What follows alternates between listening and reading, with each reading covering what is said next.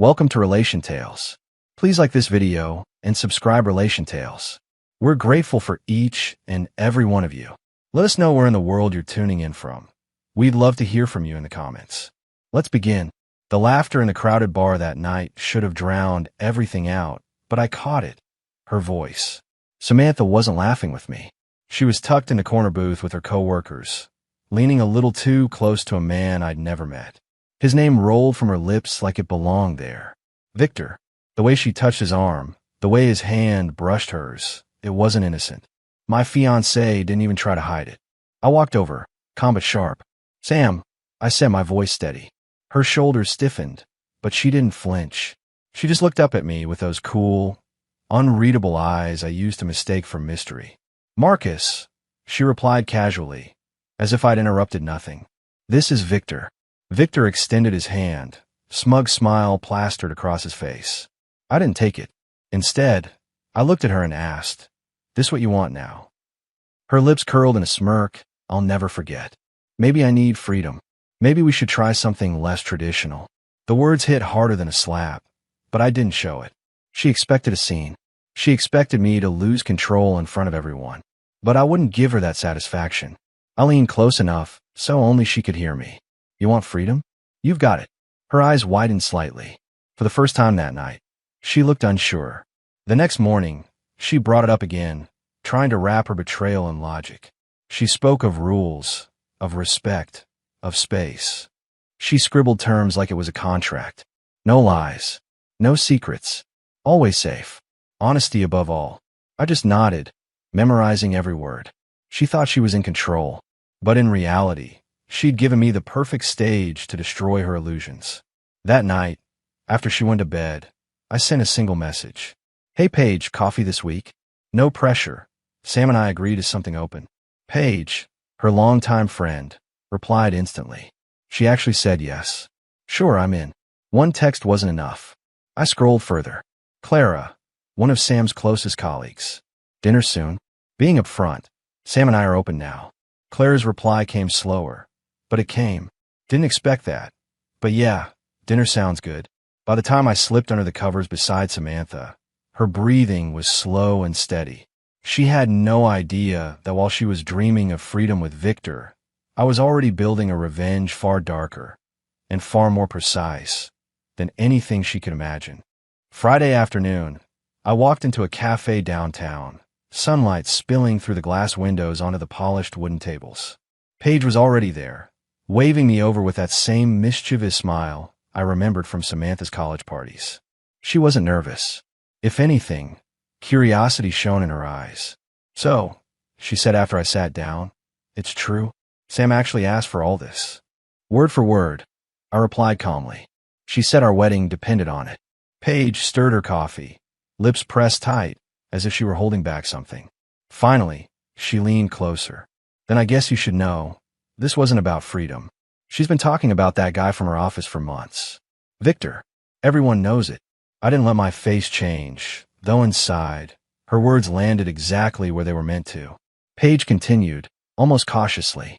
"She asked me once if I'd cover for her. Said she just needed a little time with him. Nothing serious," she claimed. But her eyes told a different story. Her honesty burned away the last trace of doubt. Samantha hadn't suggested this out of principle. She hadn't wanted fairness or balance. She wanted cover, permission to walk straight into Victor's arms without guilt. I gave Paige a slow nod, forcing a faint smile. Good to know. The rest of our conversation was lighter. Work, memories, meaningless chatter. But beneath it all, a storm was building inside me. She had no idea that with every word, she was feeding the fire that would eventually consume Samantha's careful game. That night, I came home to Samantha sitting on the couch, scrolling her phone. She looked up with a forced casualness. "How was your day?" "Informative," I said smoothly. "Coffee with Paige went well." Her head snapped up, eyes narrowing. "You actually went. I told you I would. No lies, remember." Her lips parted, then shut. She hadn't expected me to follow through, let alone with someone she considered close. The next evening, it was Clara's turn. We met at a quiet Italian restaurant across town. The kind of place where soft violin music played in the background and candles flickered against the walls. Clara arrived dressed simply, her dark hair tied back, but her eyes were sharp, searching. "So she really did it," Clara said after ordering. "She painted you as some controlling man, like you were suffocating her. Said she needed space. Honestly, Marcus, it sounded more like she was rewriting history." I raised a brow. She made it sound like I was the problem? All the time. But at work, it's obvious. She's wrapped around Victor's finger. They don't even try to hide it anymore. Her words confirmed what Paige had already told me. Samantha's freedom wasn't about us. It was about him. By the time dinner ended, I had everything I needed. Samantha thought she was clever, that she'd engineered the perfect scenario to justify betrayal. But she never expected me to move first, to play by the very rules she created. When I came home, Samantha was waiting, arms crossed tight. "So," she said coldly, "how was your date?" I hung my jacket, deliberately calm. Claire's good company, easy to talk to. Her eyes flared, a spark of fury she couldn't mask. "You're doing this to hurt me. Don't lie." "I'm doing exactly what you said we could do," I replied. "You wrote the rules, Sam. I'm just following them." She shot up from the couch, her voice trembling with anger. "That's not what I meant." "Then you should have been clearer," I said evenly. "You wanted permission, not partnership. The difference is, I don't use people as excuses. You do." Her face drained of color. "You don't know what you're talking about."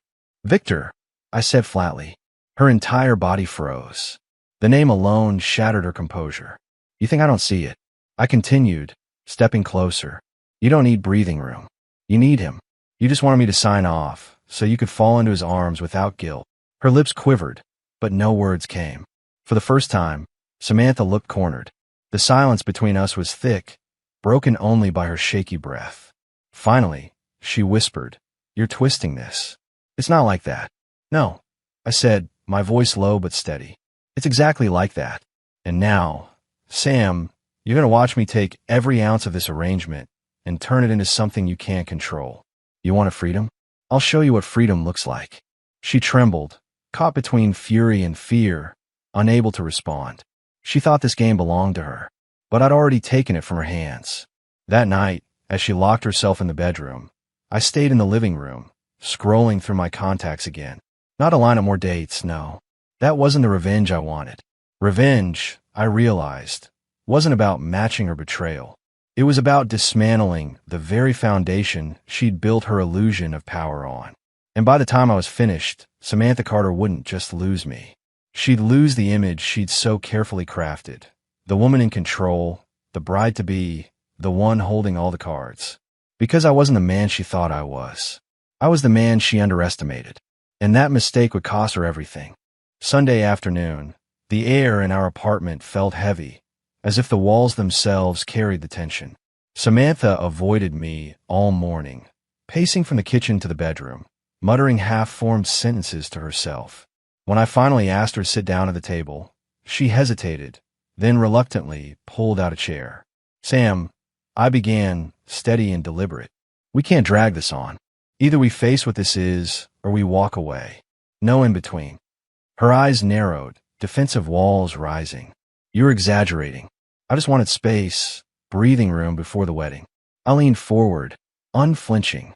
"Breathing room for who?" "Victor." Her gaze faltered, the tiniest flicker of panic giving her away. "It wasn't supposed to go anywhere," she stammered. "It doesn't mean I don't love you. It doesn't mean I want to end us." I sat back, letting the silence stretch until it pressed down on her. "You gave me an ultimatum. You tied our marriage to your need for someone else. That wasn't about love. That was about you testing how much control you could keep." Her hands trembled against the table. "So what, Marcus? You're just going to throw away 5 years?" "No," I said evenly. "You did that the moment you tried to replace commitment with convenience. I'm simply refusing to play along." Her composure cracked. She slammed her palm down, rattling the silverware. "I didn't think you'd actually go through with it." "And that," I said quietly, "is the problem. You assumed I'd beg. You wanted the freedom without the consequences. But now you're living with them." Her eyes shimmered with a mixture of rage and regret, but she had no defense. For the first time, Samantha realized she wasn't the one holding the strings anymore. The following week, I set my plan in motion. Revenge wasn't going to be loud or violent. It was going to be precise, the kind of slow unraveling that left her exposed. I started with her image. Samantha loved control, loved looking like the flawless bride-to-be who had everything handled. So I made sure the truth trickled into the cracks of her carefully curated life.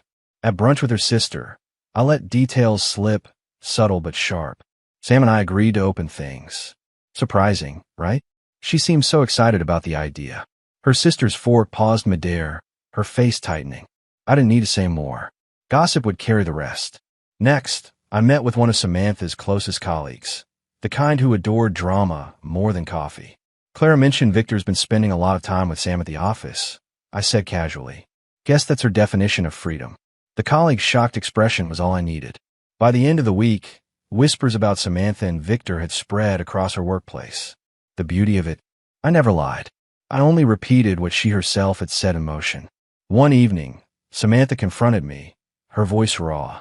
Why are people looking at me differently at work? Why is my sister asking if the wedding's even happening?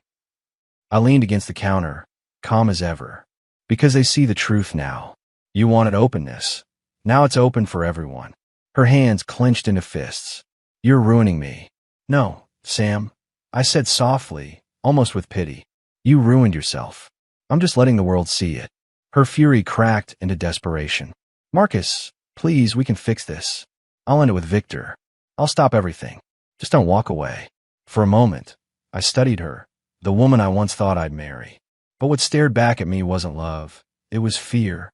Not of losing me, but of losing the image she'd built. I'm not angry, I said quietly. I'm finished. Her lips trembled. You can't mean that. I do, I replied. Because the difference between you and me is simple. You chased attention. I demanded respect. And without respect, there's nothing left to stand on.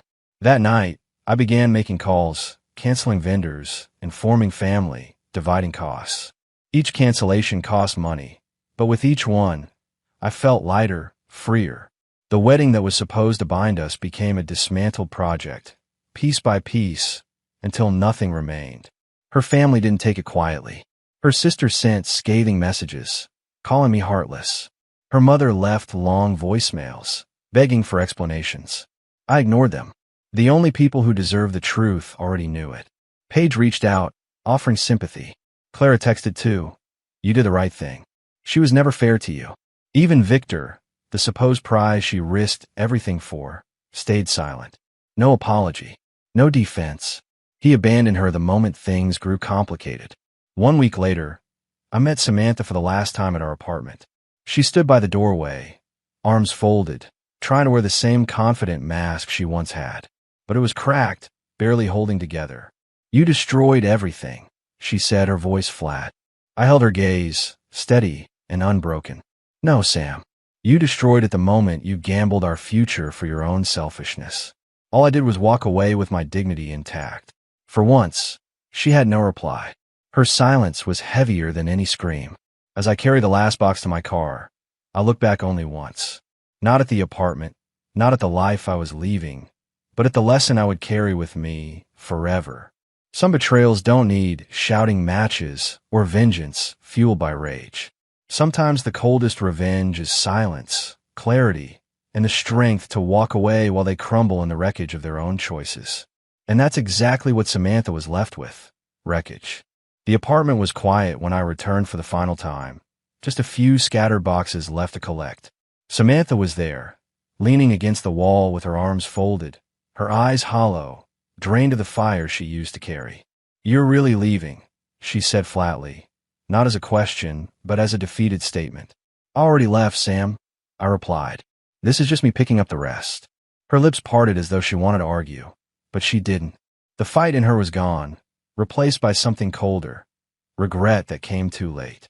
You could have forgiven me, she whispered, her voice trembling. We could have fixed it.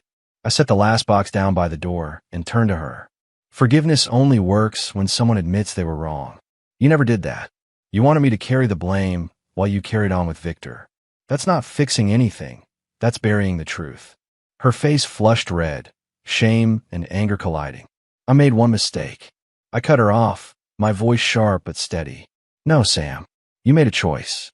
And choices have consequences. The difference between us is, I accepted mine. You're still pretending yours don't exist. Her eyes shimmered with tears she tried to hold back. For a brief moment, I almost saw the woman I had fallen in love with years ago. The woman who laughed at my dumb jokes, who dreamed of a house with a porch swing and summer barbecues. But that woman wasn't here anymore. She'd been replaced by someone who thought love was negotiable. I carried the box outside and placed it in the trunk. When I came back in, she was sitting on the floor, head buried in her hands. The silence was heavy, broken only by the sound of her quiet sobs. I stood by the doorway, watching her, feeling no joy in her collapse, but no sorrow either. Only clarity. "Sam," I said finally, my voice low but firm. She lifted her head, eyes red and pleading. "You had everything, my trust, my love, my loyalty. And you gambled it away for someone who didn't even stay when things fell apart. That's the cruelest part. Not that you hurt me, but that you hurt yourself, and for nothing." Her lips quivered. "So this is it. This is it," I confirmed. "I'm not walking away angry. I'm walking away free." Her tears spilled over, and for the first time since this began, I felt something, not pity, not anger, but finality. The chapter was closed. I picked up the last box, gave her one last look, and walked out the door. I didn't slam it, didn't shout, didn't linger. Just a quiet exit, leaving her in the silence she had created. Weeks passed. My days grew lighter without the constant weight of suspicion and betrayal. I went to the gym more often, reconnected with friends I'd neglected, even started playing guitar again, a hobby I'd abandoned during our engagement. Life returned, slowly, piece by piece, like sunlight breaking through heavy clouds. Samantha tried reaching out a few times, texts late at night, voicemails that started with anger and ended with sobbing apologies. I never replied, not out of cruelty, but because some doors, once closed, should never reopen. The irony was sharp. The open relationship she demanded ended with her completely alone. Victor was nowhere. Her friends distanced themselves. Her family, once her strongest defenders, began to see the truth she couldn't hide anymore. And me? I didn't need to parade victory. My revenge wasn't about making her suffer. It was about showing her that I couldn't be broken by the game she tried to play. The strongest revenge is dignity. The kind that leaves the betrayer haunted by their own reflection, realizing too late what they've lost. Months later, I passed her by chance at a cafe. She looked smaller, her confidence gone. Our eyes met briefly. She opened her mouth, as if to speak, but I simply nodded politely and walked away. That was the final piece of revenge. Not anger, not confrontation, but indifference. She was no longer a chapter in my story. She was a lesson. Because in the end, betrayal doesn't define you. It defines the one who chooses it. And Samantha Carter will live with that truth long after I've moved on.